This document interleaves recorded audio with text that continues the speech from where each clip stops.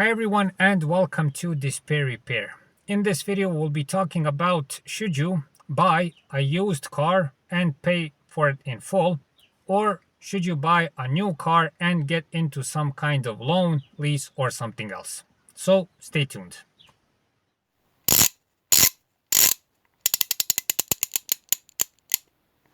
DisplayRepair.com.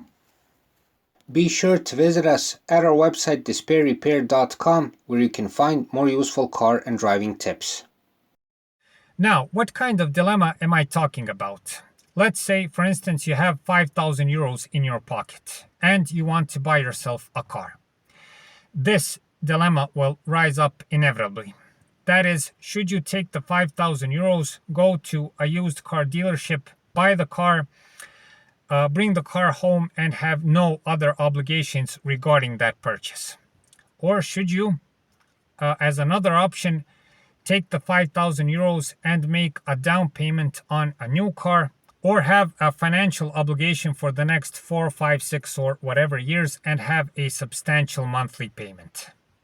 Now let's just make a short review of the pros and cons of a used car and a new car. The used car. When you buy a used car, it is used. In most cases, you never know what you've bought, what condition the engine is in, what condition the car body is in, has it been in an accident, and so on. We've made various videos on this topic. I'll leave a link in the description so you can see how complicated buying a used car is, especially in the lower price range. The pro with buying a used car would be that you're financially safe, that you don't have any financial obligations, but you don't know what you're buying. Exceptions would be when buying a used car that has only like 20-30,000 miles on it, but that's a whole different story. That's like almost like buying a new car. About the new car, what you get is safety, reliability, you get status also, and there are many good things about it. But on the other side, you miss a couple of payments and the car is gone, and all of the money you paid for it, it's all gone. At least that's the case, I think, in my country. To resume on this part, with a used car, good sleep, but you don't know what you bought. The new car, you know what you bought, but you can't sleep. And within this summary, in fact, lays the answer to this dilemma and what it in fact is. Don't make the mistake that lots of people do and see this as some sort of car dilemma. This is not very related to what kind of car you want to buy, what is the color of the car, the manufacturer, and everything else. It is a financial decision, and you must see it that way. Buy only what you can afford, and this is the key solution to the dilemma. If you have those 5,000 euros and there is no stable income in the next 4, 5, 6 months or whatever, or you don't have a stable income all in all, take the 5,000 euros, go buy the car, don't get into any kind of financial obligations and hope for the best. This is hard to do because buying a used car, it is a very specific purchase. You can buy a lemon very easily.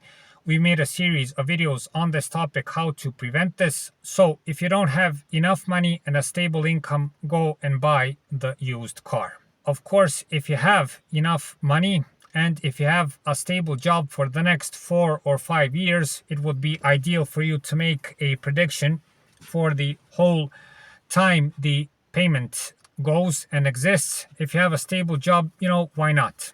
Also, I would like to advise that if the monthly payment doesn't go over 30% of your complete income in your household, that is okay also.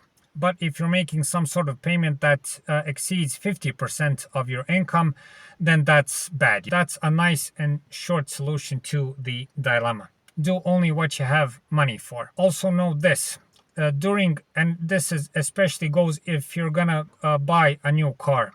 Even if you buy a new car, you're gonna have maintenance costs similar to with the used car. You're gonna have to also change tires, change oil, change filters, and do all the regular maintenance, which costs money. The good part about the new car is that you have certain warranties, so if there are bigger problems, the warranty covers it, unlike with used cars. But again, the key is do only what you have money for. Make some sort of financial plan and see, before you make the decision. Even if you have a stable income and a reliable income, don't throw away the possibility to buy a used car. As I mentioned, perhaps the best option of all of this, if you have that option available, is to buy a 2 or 3 year old car of the manufacturer and the type you like, that has driven only 10, 20, 30,000 miles, that has a good service and maintenance history, that is in good shape, that hasn't been in any kind of trouble. That is perhaps the best option. It is reliable, it's still in good condition, but you only pay perhaps 70% of the actual buying price it had when it was new. So for the end of this video, make it all about the money. It's all about the finances. Even if you like the car, you'll get very tempted, trust me. If those 5,000 euros we mentioned can be enough for the down payment for the new car, you will be very tempted to do it. Very tempted. When you see the new car, man, and especially if you've driven used cars for all your life, oh my goodness, it's going to be very hard to decline the offer. Especially since at dealerships, they'll give you this trim package and that trim package and everything else. It's going to be very hard. But know this, don't fall for that. And I don't mean anything bad to the dealerships or anyone else. Buy only what you can. Make a good financial plan and stick to it. If you don't have the money, buy what you can, buy the used car, and that's that. Trust me, this will save you a lot of nerves, a lot of sleepless nights, and a lot of problems in the future. And in that case, the used car will still be yours, even if it is a banger, as the Englishman would say, but it may still drive and it will be yours. And in that case, you won't have a car at all. But if you have the money, if you have a stable income, you know that you're going to be able to pay for the car. If I was you, I would go for the new car. Again, as I've mentioned, safety and reliability are the main gains. But even in that case, take care of what you're doing. Know that new cars, depending on the car manufacturer and the situation and popularity of the brand in your country, have a steep depreciation. Cars, by default, have something like a 30% depreciation in their value over the first 4 years. So take also that into account. Besides those payments you're going to have to make, that is also lost money. But again, if you're financially sound, there's nothing like having a new car, sitting in that car and going on the road without any worries. So, dear viewer, I hope this video helps make a big and very important decision more easily. I hope I successfully relayed the message. Again, make the decision about the money and not about the car. Thank you for watching. Thank you for your time. Please like and subscribe. It's a huge help for what we're doing. See you in the next video, and thank you for watching.